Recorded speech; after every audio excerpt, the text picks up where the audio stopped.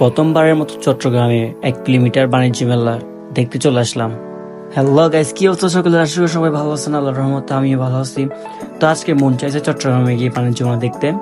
তো ঘর থেকে বের হয়ে গেলাম। বের হওয়ার পর রাস্তায় দাঁড়ায় আছি বাসের জন্য, বাস আসার অপেক্ষায়। অবশেষে বাস ওঠার পর অনেক ঘুম চলে আসলো, সেই জন্য ভিডিও ক্লিপ দিতে পারিনি।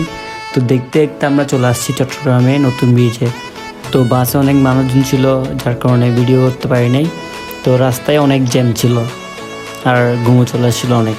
অবশেষে বাস থেকে নামার পর আমরা যাচ্ছি বাণিজ্য মেলার দিকে। তো আজকে আমার সাথে যাচ্ছে আমার বড় বোন এবং আমার ভাগ্নি যাচ্ছে। ওর নাকি অনেক এখানে ঘুরবে ফিরবে, খাবে দাবে, গাড়ি চড়বে, অনেক ইচ্ছা তার। সেই জন্য তাকে এখানে ঘোরানোর জন্য নিয়ে আসছি। তো সামনে ছিল টিকিট কাউন্টার, 10 টাকা করে আমরা 3টা টিকিট নিয়েছিলাম।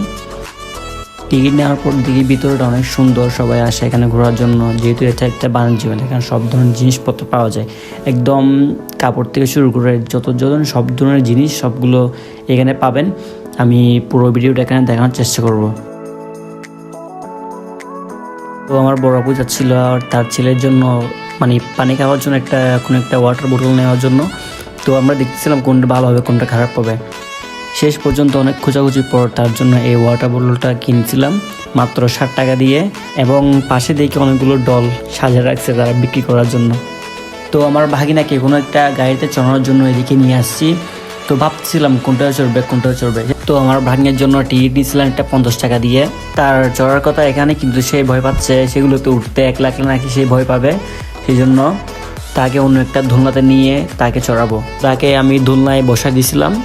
তো দেখি দোলনাটা মেশিনের মাধ্যমে অটোমেটিক ঘুরতেছে।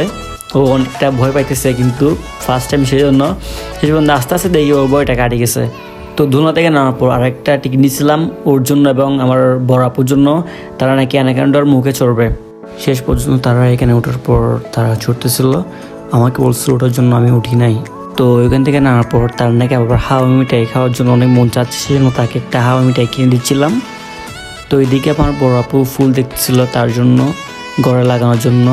তো যেগুলোর দাম দোকানদার অনেক অনেক বেশি বলতেছে, প্রায় 200 প্লাস 300 প্লাস এরকম বলছে, যার কারণে অনেক দাম করার পরেও সে দিচ্ছিল না।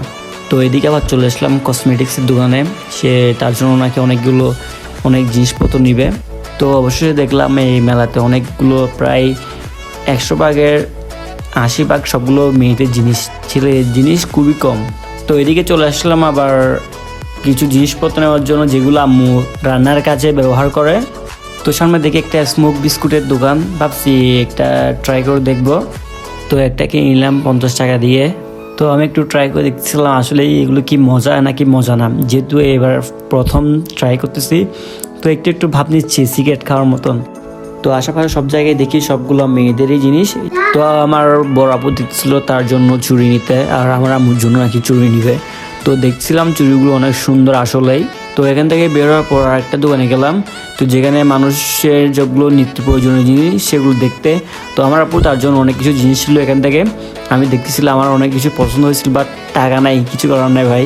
তো এখান থেকে বের হওয়ার পর দেখি আরেকটা দোকানে গেলাম, সেখানে দেখি সব ধরনের হস্তশিল্প, হাতে বানানো সবগুলো জিনিসপত্র যেগুলো মানুষ ব্যবহার করে সবসময়। তো আমার ভাগিনা আমার বায়না ধরছে, সে নাকি চকলেট খাবে, ললিপপ খাবে। তো দেখি এখানে চকলেট বা ললিপপের দাম অনেক বেশি নিচ্ছে, সে অন্য কিনি নেই। তো এখান থেকে আরেকটা দোকানে গেলাম যেখানে ফুচকা বিক্রি করে, সেখান থেকে গিয়ে নাকি তারা ফুচকা খাবে। তো ফুচকা এগুলো খাওয়ার পর সামনে দেখি আরেকটা পানের দোকান, যেখানে পান বিক্রি করতেছে। একটা পানের দাম প্রায় 20 টাকা করে নিছে। সেখানে অনেক ধরনের জিনিসপত্র দিচ্ছে পানের ভিতরে। তো পানের দোকান থেকে চলে আসলাম আবার চায়ের দোকানে, যেখানে চায়ের দাম প্রায় একটা চায়ের দাম এক রকম। তো আমি তেমন চা খাই না, সেজন্য অল্প দামেরটা অর্ডার দিলাম। তো দেখতে দেখতে সন্ধ্যা হয়ে গেল। তো আমরা আসছিলাম ঠিক 4টার দিকে। তো এদিকে দেখি আবার এদিকে চিংড়ি মাছ, কাঁকড়া সবগুলো ফ্রাই করে বিক্রি করতেছে, যার দাম 70-80-100 টাকা করে বিক্রি করতেছে। তো অলমোস্ট প্রায় 6টা 20-এর দিকে বাজে। তো আমরা বেশিক্ষণ টাইম এখানে ওয়েস্ট না করে আমরা বাসার দিকে চলে যাচ্ছি। তো আজকে এটা আমার ছিল ফার্স্ট ব্লগ। তো আশা করি সবার কাছে ভালো লাগতে পারে। তো এতক্ষণ পর্যন্ত আমাদের সাথে ছিলাম আমি, ইস্তি, একদিন মাহিন। তো দেখা হবো অন্য কোনো ভিডিওতে। সবাই ভালো থাকবেন, সুস্থ থাকবেন। আল্লাহ হাফেজ।